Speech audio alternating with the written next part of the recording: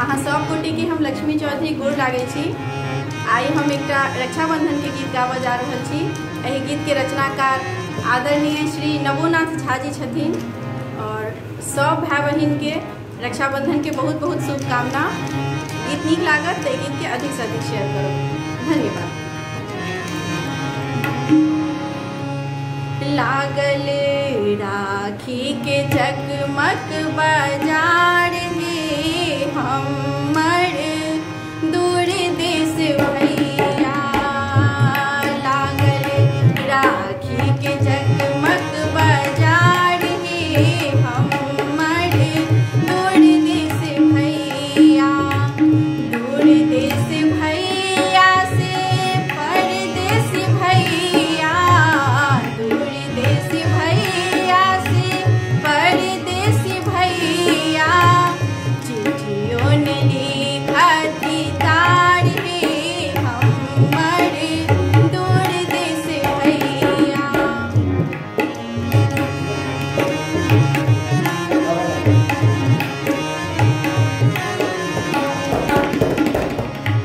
मन ललचायल देखी चकमक बजरिया।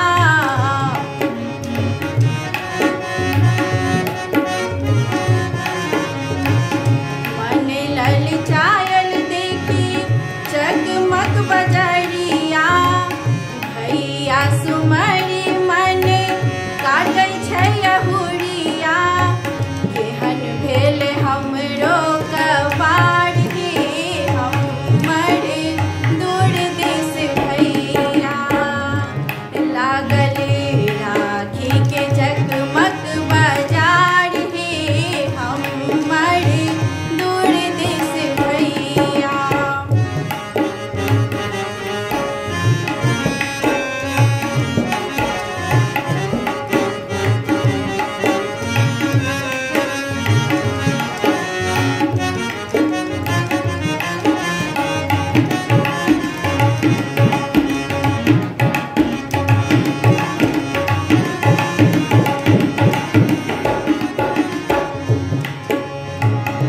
भैया जरही तजदा राखी हमहु किनतौं।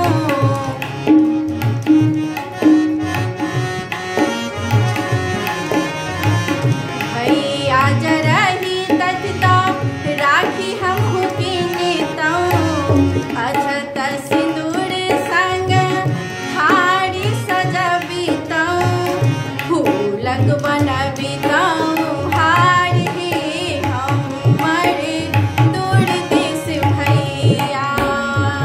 लागल राखी के जगमग बाजार हे हमर दूर देश भैया।